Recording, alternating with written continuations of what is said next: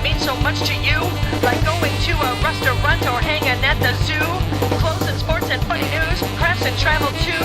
Nothing ever scripted, so expect the unexpected. Hello.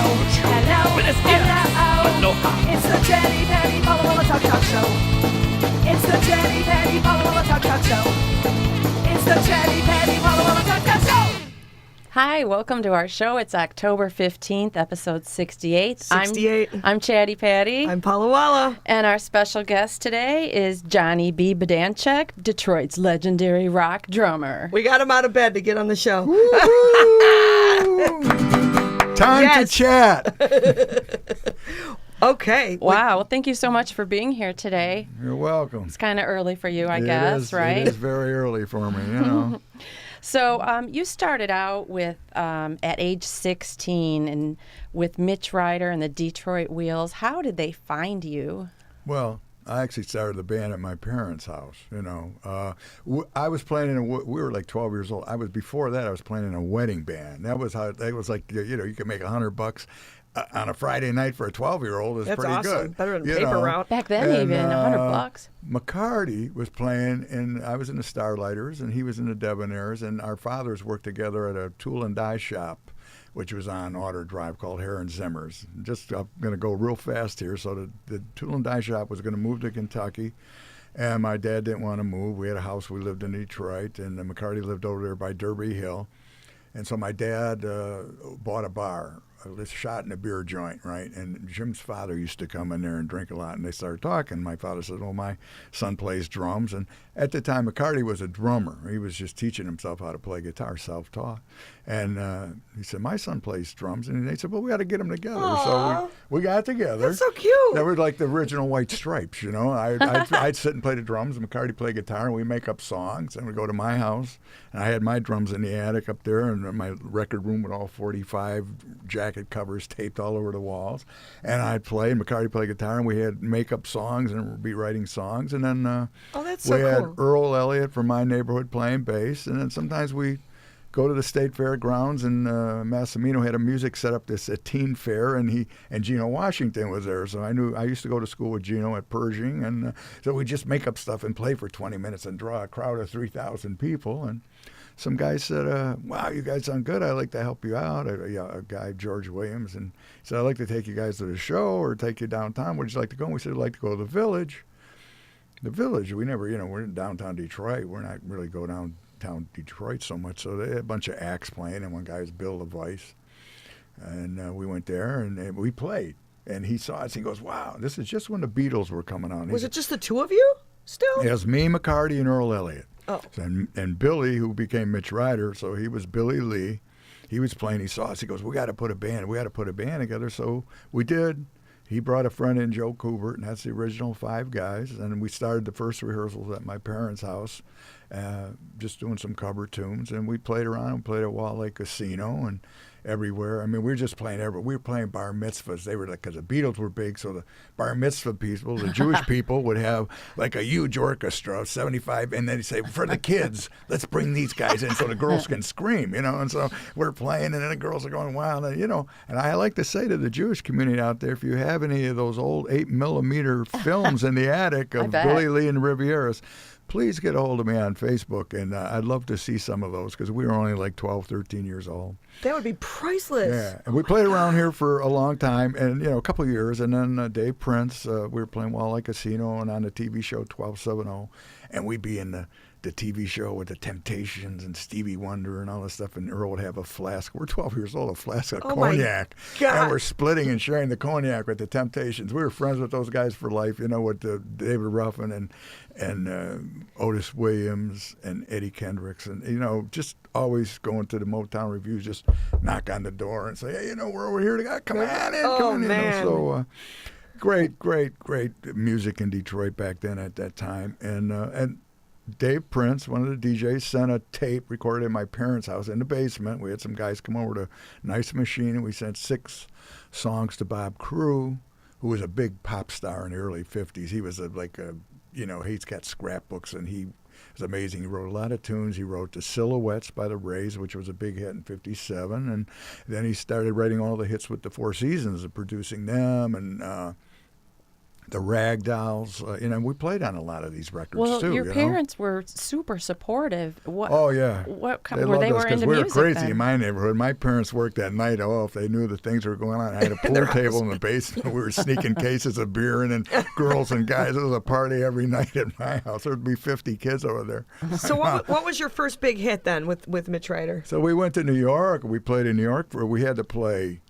There's two bands. We had to play 4 1-hour sets. 4 1-hour sets. From 9 to 4. Remember, New York, 9 to 4 in the morning. You had to be 18 to drink. So, okay, we're in Manhattan. And Manhattan, the little tables that could seat 12 people, and it just drinks. And so there's another band. There's Jimmy Castor Quartet or Carl Holmes and the Commanders. And there's dancers, the go-go dancers. Go-go, yeah. And so, I know Mitch was in there one night drinking with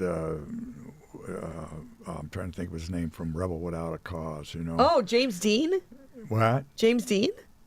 James Dean from Rebel Without a Not James Dean, Salminio. Oh, Salminio, And they're yeah. drinking, and the tab was $185, and Salminio left and started getting in a cab and taking off, and I'm paying, and Mitch is chasing him down the street, to pay. Anyway, it was a crazy world. We all lived in one room, one apartment on 71st and Broadway, and we were like little kids from Detroit. There was no drugs in at that time or nothing. We would just drink a beer or stuff, but you couldn't stay in the club. You had to go downstairs in the basement, or you had to go to another bar. So, Bob Dylan was walking around, and we were on like 8th Street, 6th Avenue, 8th Street at Trudy Heller's, and her son owned the 8th Wonder around the corner, and then there was another club where the Blues Project played. So we'd go watch the Blues Project play with Al Cooper and Cats and all those guys, and the band was hanging. There's so many people that Barry Goldberg and the Paul Butterfield Blues Band and Mike Bloomfield, and You should write a book. I know people say that, but it was such a great time, Like, seriously. And anyways, going back to the first hit, so the crew went into the studio with Mitch, and he actually was just interested in Mitch. He said the band, that's a whole other story how we got there on the train, and we never been on the road, so we brought not only our suitcases. I brought my parakeet. We brought 50 boxes of clothes. We had to take 5 Your cabs. pet bird? Yeah. And it's so we're up here in this apartment, and we took all this stuff up from Grand Central Station up in these 5 cabs to Crew's office, which Atlantic Records was on the 2nd floor. Crew was on the 6th floor, and Shadow Morton, who does the Shangri-Las, and that was on the 7th floor. So we got him in the freight elevator. The crew's got this office where secretary's in there, and we're bringing all this stuff in, and Bob's going, "What are you guys doing?" He goes, "What, did you check in the hotel yet?" We go, "No." He goes, "Well, take that, go check in the hotel, then come back." So we took all the stuff back down the elevator, got in all the cabs, went back to this hotel, Coliseum House, and said, "Do we have a room for us?" And the guy's looking, and we're, "No, we can't find a room." Earl goes, "It's the one supposed to be one for $500 a month." He goes, "Oh yeah, it's right here." You guys didn't have roadies, did you? No, there was no roadies. That didn't exist either then. Everybody just sat there. I'm setting my stuff up in front of 30,000 people and sweating, And as a drummer, that's a lot of equipment. Yeah, and I have to take it down, and Mitch is then talking and getting pictures, and girls are ripping his clothes off, and I'm over here working, So. Oh my God! But anyways, the first hit, Bob was going to send. He didn't care about the band. He was going to send it back. And Charlie Colella, who did all the arranging on everybody's records, Four Seasons and The Name Game, Shirley Ellis, we started playing in Bob's office doing Shake a Tail Feather and stuff. And Charlie flipped out. He pulled Bob aside. He goes, "That band's unbelievable." He said, "They're incredible. You got to keep the band." So he took Mitch in the studio with some big band, and McCarty just played guitar, and it was called I Need Help, and and it wasn't bad, but the Beatles just came out with Help, so that wasn't going anywhere. So the next time he took the band in, and we did Jenny Take a Ride, and it broke in Philadelphia, and it was a huge hit, and that started the ball rolling. So we had 5 or 6 big hits, and we started doing all the Dick Clark, Bandstand. And then the roadies came. No roadies. No roadies. Okay, no so roadies. you were on American Bandstand? Oh yeah, like 5 or 6 times. Oh my gosh. We knew Dick Clark personally. He'd come to Detroit. We'd come and see him. Mitch and I would come when he had his cavalcade of stars here at the Coliseum House. We'd come and say hi. We did Where the Action Is, with Paul Revere and the Raiders and all that stuff. And we were on. Oh, is that any of that on YouTube? Maybe. It should be. I know Note somebody to was self: listening Paul to the Revere radio. and the Raiders on American Bandstand. We did a Look lot that. of shows with them, and of course, Paul Revere. They'd have all their frilly clothes from the 17th century and the high boots. And we were from Detroit. We all had black leather pants and black leather jackets, and we were doing this Wolfman Jack TV show in Nashville, and they made this studio into a club, and we're both playing live. We're taking a break, and we're by the dressing room out there, and we're all smoking, and Paul and the whole band's up there, and they're all smoking, and they got and Paul looks over and he goes, "Hey, psst, hey guys," he goes, "Nice outfits." Oh my God. So what? Okay, after Mitch Ryder, then. Well, we went through all that, and the band broke up, and then came back home, and Edgar Winter was talking to me. He wanted me to play with him, and I said sure. I could see the Detroit band turned into a biker band. We had real bikers in as a road crew, and it was just insanity every night. I can't even talk about the stories on the air here. It's not, That'll be part 2. You'd have to genuflect and all that stuff. I went out with a nun, and there was none of this and none of that.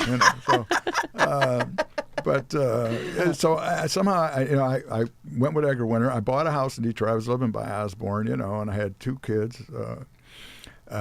One kid at the time, John, came in 1970, but I was playing with Edgar Winter and staying at Edgar's house with his wife.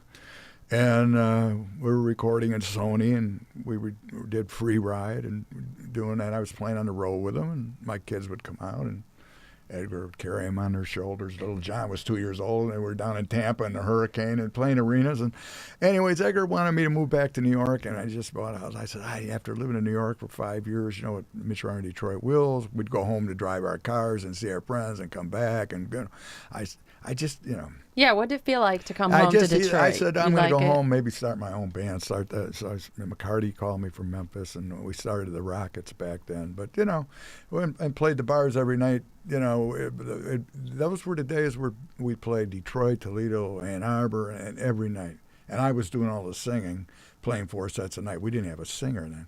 That was really hard. I mean, I collapsed a lung one night. Wait, drumming and singing? Yeah. Yeah, what a workout. And we were playing 25 nights in a row with no breaks or anything. We started to really go insane. Absolutely from exhaustion and stuff. And the waitress Barbara says, looking at me, she goes, "You look like you're going insane." I'm going, "Just give me." I had to have a Heineken or something to drink just to get on stage because of the self-consciousness of, singing, and the audience is just sitting there at the red carpet watching, and then they all go crazy and take their clothes off, and girls be dancing naked, and we'd be playing Rolling Stones songs, and everybody that came in town would come to the red carpet. The Kinks came, Blondie came, David Bowie, Iggy came, and Iggy, we started doing "Gimme Shelter." Jimmy didn't even ask. He bolted out of the corner booth, walked across everybody's table, drinks were flying, bolted onto the stage, grabbed the mic, and just started singing. At the red carpet on Warren? Yeah. I've actually played there. I was like 17. It was so packed. The people were standing in the bar, and they're trying to get. And then David Bowie's in there, and he's got the 2 bodyguards, and so many girls were rushing and wouldn't leave him alone. They had to get him out of there, and the guy took him out the door and then leaned on the door, and the girls were trying to get out, and they had to put him in a limo and send him home. Oh my but God. Iggy stayed and jammed. Jimmy was, hanging around a lot. If these walls could talk. Yeah. Oh yeah. Tell us about some gigs in Europe. What was it like for you there, and in contrast to the United States back in the day? Over there, you'd have to, let's say if you did a tour for 33 days, you'd have to play 31 days straight, maybe one night off, because they did things faster over there. They bring you over, and they didn't spread it out over a long period of time. I go over there with Nils Lofgren the first time we were over there for 2.5 months. So we did Ireland, we did all of England. We'd be in England for 3 months. 3 weeks. And then we do Scandinavia, and Norway, and Germany, and France, and Spain, and stuff like that. So, we had a bus. Everything was good with Nils, and he had a bus from England that had bunks on it, so that was helpful. But you just didn't get no sleep. You have to drive to the ferry boats, and you can't stay on your vehicles in the ferry boat. You have to get up. One time we were going from Fishguard, England, all the way over to Ireland, to the bottom of Ireland, to go up to Dublin, and it was a really rough sea. So we were in the truckers' lounge, just rolling all around. The waves were like 50 feet high, and I'm talking huge ships, that have 3 floors of trucks and cars, Heavy. with 50 restaurants and and all types of stuff, we've had a lot of fun. We've had crazy times, but over here, I play with so many people, so there's so many different stories. I had playing with Dr. John. So in the Rockets days, we're playing all these bars. So we finally had to take a break. And McCarty goes, let's take a break for a year. So I went and did Alice Cooper's album in Toronto with Ezra, and he called me, and I did Welcome to My Nightmare. Oh, and, love that. Great stuff. Then he said to me, do you want to do... I'm going to do Dr. John's album in Hollywood. You want to play drums on that with Johnny Boudreaux, another drummer from New Orleans, a great drummer, and he used all great musicians. I said, sure, So Max said, B, he always had his gree stick, He said, you're going to come on the road with me. We're going to play, and we're going to have the Hi-Cats as the background singers, and he had a great band. So I went on the road with Mac and played, and, when you go on the road with Mac, wherever you play, it's like the top A-listers all come out. It could be the Beatles, it could be the Stones. Everybody loves Mac. So we're playing at the Roxy in L.A., and after sound check, go to the hotel, I'll come back, eat dinner, and we're going to play. I don't see who really in the club, but I'm going up to the dressing room, and I see Harry Dean Stanton sitting there with a big tumbler of bourbon, great actor in Paris, Texas, and, Yeah. And then I see Ringo, Ringo's there because he loves Max. So I'm going, Richard's here, the Beatles, and then in walks in this, the Pink Panther, the actor. The actor yeah. that played the Pink Panther? I can't think of his name. think of it. Paula and I are not full of facts. But yes, I remember that. Peter Sellers. Peter Sellers. Yes. You're so And good. he's so elegant. He's like the English. They're very proper in their tailoring, and even in the rock band. And he must have like a $12,000 black pinstripe suit on. And I go, when you get on the road, you see a lot of people that you're fans of too. You like their movies, you like their music. And so I'm talking to him, trying to tell him about his early movies we used to see in New York. And it was very nice, but he's probably thinking, who is this guy? And get him away from me, So we're playing, we're doing the show, and it was great. And then Mac comes up to me after, he goes, Ringo's having a party up at his crib, and all you cats is invited. Okay, that's good. All right. And I didn't know how to get there. So one of the waitresses says, I know how to get there. She goes, I'm going to clean up. I said, my hotel's right there. I'm going to go take a shower. You pick me up. We go up there. There's 100 limos down the driveway in Hollywood. And Ringo's got this top house on the hill, and there's 100 limo drivers standing at the bottom of the driveway, and the house is packed. So I go in there, and I see there's Three Dog Night, Maria Muldaur. Oh, you knew a lot of people already that were there. Well, no, they were in the audience. I mean, I knew some of the people. Richard was there. It was his house, Ringo's house. You met him, though. And Peter Sellers was there, and Harry Dean Stanton, yeah. But there was, and anyways, this guy with long hair and a scarf come up to me, and he's talking to me for 20 minutes, and he's going, I love it. You love how you play drums, and it was a great show. And I'm looking at him going, I know this guy, I know this guy. And then I realized it's Jimmy Page. Oh, my God. That would be my dream. All of Led Zeppelin is here. So while I'm trying to talk to Jimmy, this big galoot comes and picks me up, lifts me right up off my feet, man. I'm turning around like, what the hell? Ready to, throw a punch or something? He goes, John Bottom, Led Zeppelin. How do you play that hi-hat on this song? Nice. So He's asking you for drumming? Oh, my God. So I said, he was straight then because John drank every night of his life, and he got in a fight the night before at the Rainbow and with the bouncer, and he was, I'm a very bad boy, and they're going to send me back home to England. And so we sat outside and talked for an hour, and the house was like that all night long. Was gone. Then Jim Keltner was there, the great Jim Keltner, the drummer. It was nonstop. And that was have the last party Ringo ever had. 'Cause people would take you to ashtrays or stuff. And he told me later, in England, he'd hang out with Nils and Ringo were very good friends and their wives. And Ringo would come out and sit in when I was playing with Nils a lot, play my drums and stuff. And he's a great guy. And But yeah, you just can't have those wild parties anymore. Well, you've probably been to some really amazing recording studios. Oh yeah. What are some great ones? Well, I was in most of the, being that I'm older now, I was in. We were like in the early days in New York, still when the Brill Street building was going with Carole King and all that kind of stuff, where the sessions were, you wouldn't go into a studio later and take out 3 full weeks, block it out, and have to pay, whatever the rate was for the hours blacked out, So back then you would only go in and record for 3 hours or so and do a couple tunes and then come back and do a couple, or maybe take a week out. And we did a whole album in 3 weeks. The first week we'd record, second week we'd do the overdubs and vocals, and the third week Bob Crew would mix, We played in all the old fantastic studios. We did Free Ride when I was with Edgar at Sony Studios, where same studio where Bob Dylan did Like a Rolling Stone. How about Electric Ladyland? Electric Ladyland was happening. remember seeing that McCarty once. played in Ever Cactus a lot. That was like right across the street, on 6th Street, 8th Avenue, right there. So he was doing his own thing, you were doing your own thing, and now you guys jam together again. I love that. Well, You kinda, we live sorta. next door to each other, but sometimes we don't talk for years either. You get thrown out of the club, and it's like it's a pretty prissy thing sometimes. Have you ever met Jimi Hendrix? Yeah. But we don't say nothing. McCarty's seen him every day when he was playing with Buddy Miles, because Hendrix wanted to use Buddy as a drummer when the Experience was breaking up. So he drove to San Francisco with Corky Siegel and was playing with Corky Siegel Blues Band.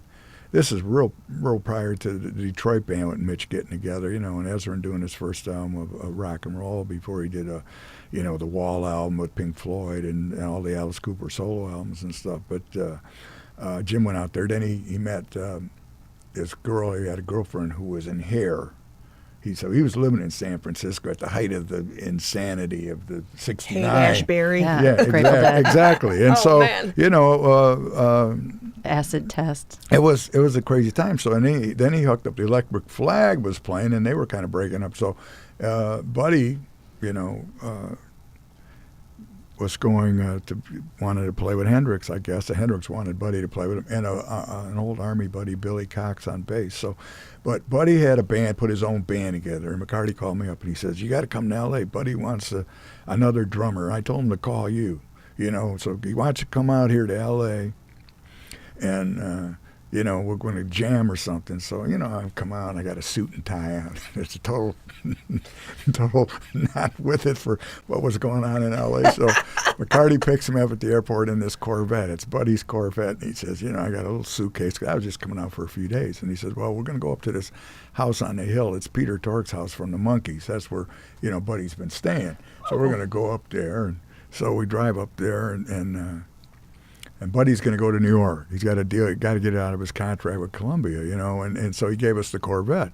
And he said, but you can't stay at, Peter don't like people staying at the house unless, Buddy's there. So anyways, for the afternoon we're there, and it's a beautiful house. It's got 7 gigantic picture windows overlooking all of L.A., and the valley, everything, Hollywood, and it's just gorgeous. But there's no furniture there, and he's got a jam room and he's got a pool. So all you need. Then Janis, No beds. Then Janis Joplin comes over. So we're sitting there. hello. So Jam. we start jamming, and Janis, and then Dave Crosby comes over. So we're all jamming in the room. Just I still got a shirt and tie. Suit and tie. Wait a minute, and then Dave takes off his clothes and he just jumps in the pool naked. So everybody's, and I'm going, oh yeah, you're out with the hippies now. This ain't Detroit, You got to loosen up, So You had to take the suit and tie off. yeah, but this house, if you ever remember the Rolling Stones' famous poster where there's a nude blonde girl on a Harley and the Stones are sitting around her, that was shot on the Peter Tork's patio right there. I'm going to look that up. And it's a great shot of the Stones. Anyway, so he had this big party at night, but everybody was wearing sheets and walking around, and doing acid and stuff. And That sounds kind of fun. and Mickey Dolenz is there. So we're there at night, and then but Jim says, we can't stay. We're going. So he had another friend we could stay at, but it was just it was surreal. It was like a surreal experience. It's like flying from Detroit to Mars.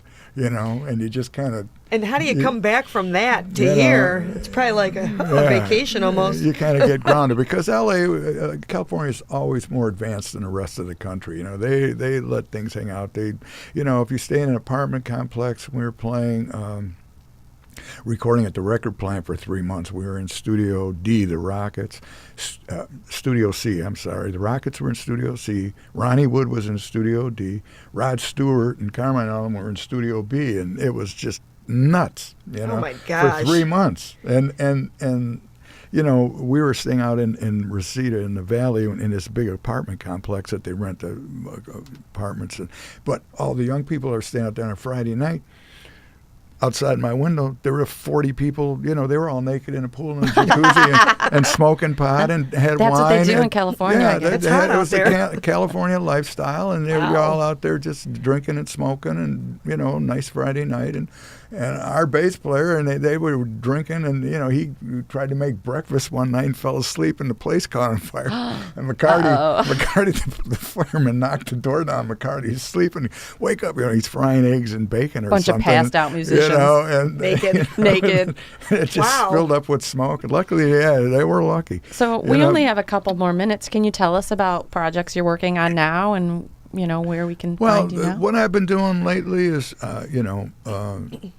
I've been recording a lot at Tino's house. He said he's been out here. We've done a lot of stuff with the Howling Diablos and Jimmy Bones did from Kid Rock's band did Jimmy's CD, Snake Bit and Wandering. Played on some tracks on that, and we did a couple John Sinclair